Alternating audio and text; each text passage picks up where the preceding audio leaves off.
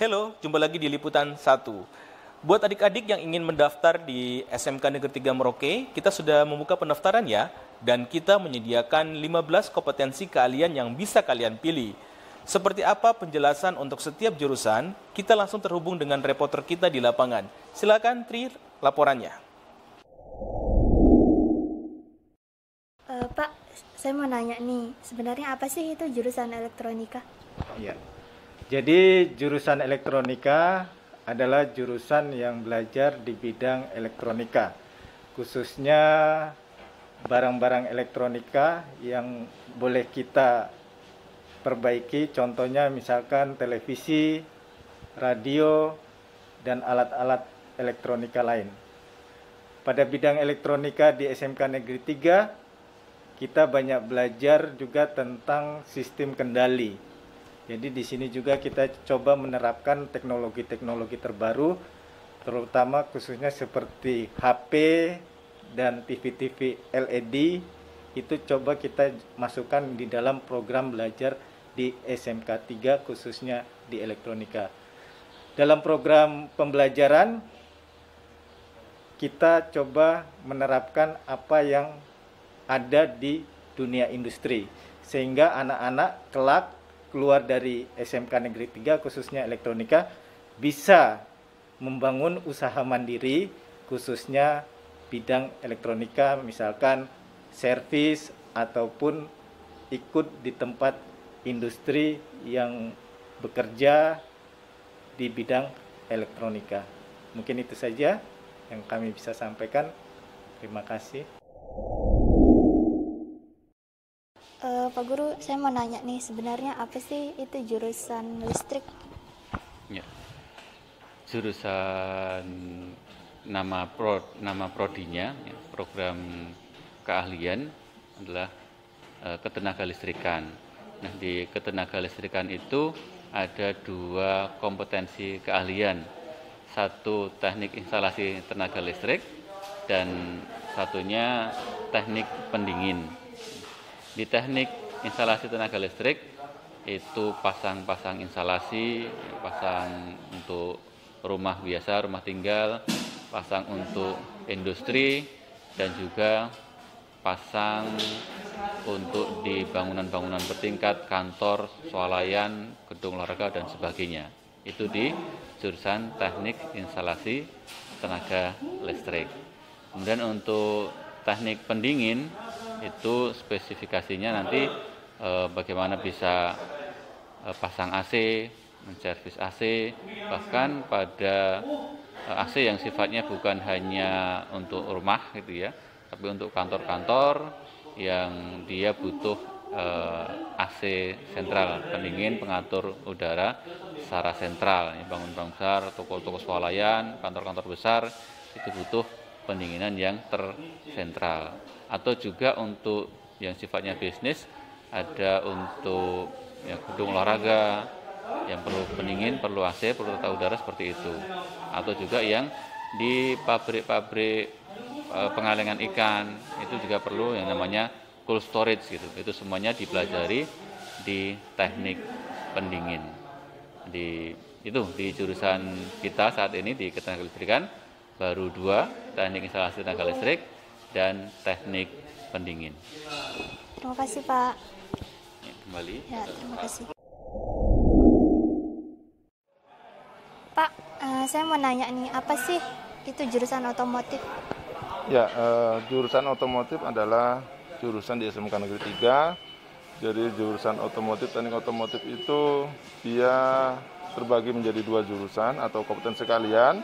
Yang pertama adalah kompetensi keahlian teknik mekanik otomotif atau biasa kita bilang di sini teknik kendaraan ringan otomotif. Itu adalah jurusan yang pertama. Jurusan yang kedua adalah teknik dan bisnis sepeda motor. Perlu saya jelaskan adalah yang di teknik kendaraan ringan otomotif itu nanti penjurusannya itu nanti ada di kelas 11. Yang dipelajari nanti adalah seluk-beluk tentang di kendaraan ringan atau biasa kita bilang adalah di mobil, baik itu mobil yang sekarang mungkin yang keluaran sekarang ada sistem injeksi ataupun yang konvensional. itu kita akan pelajari semua, itu tentang kelistrikannya, tentang bodinya, terus tentang sasisnya. Itu nanti akan dipelajari di kelas 11 dan kelas 12. Sedangkan di kompetensi keahlian teknik dan bisnis sepeda motor, itu yang dipelajari adalah seluk-beluk tentang sepeda motor. Di situ nanti kita akan mempelajari sepeda motor yang mungkin yang lama-lama, istilahnya pengapiannya atau sistem pengapiannya yang konvensional, yang biasa. Terus kita juga nanti akan mempelajari yang sistem injeksi. Nah, untuk yang sepeda motor memang kita sudah menjalin kerjasama dengan pihak Yamaha. Jadi semua peralatan ataupun media prakteknya kita menggunakan Yamaha punya, istilahnya keluaran Yamaha. Jadi kalau dibilang sudah lengkap, ya memang untuk teknik dan bisnis sepeda motor peralatannya sudah lengkap, mungkin seperti itu. Terima kasih Pak. Oke, terima kasih, sama-sama. Pak Guru, saya mau nanya nih, sebenarnya apa sih itu jurusan mesin? Iya, jurusan mesin ini pada intinya menjurus ke permesinan yang berhubungan dengan mesin-mesin produksi.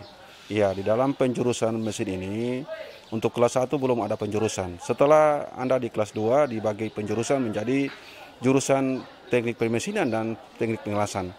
Untuk permesinan saja, di dalamnya kita berhubungan dengan mesin-mesin produksi.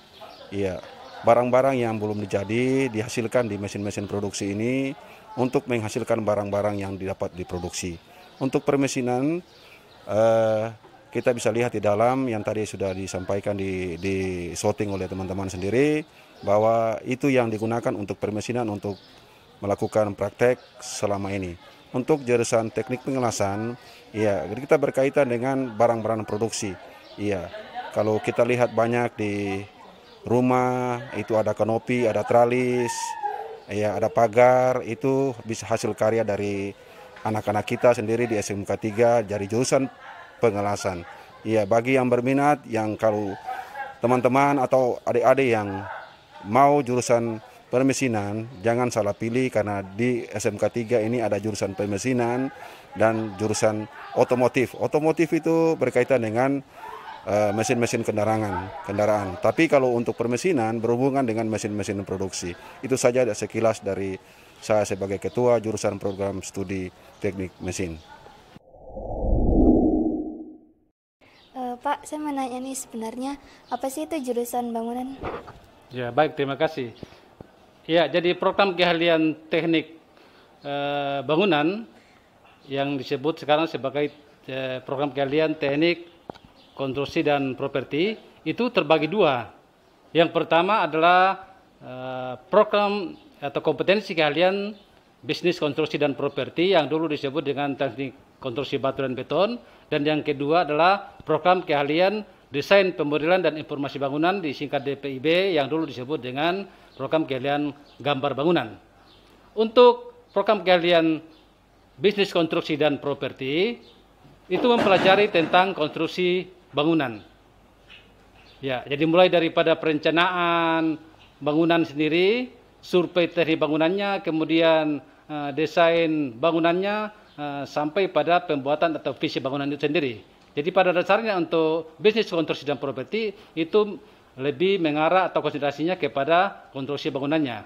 Kemudian untuk program keahlian desain pemodelan dan informasi bangunan atau DPIB itu mempelajari tentang gambar konstruksi bangunan.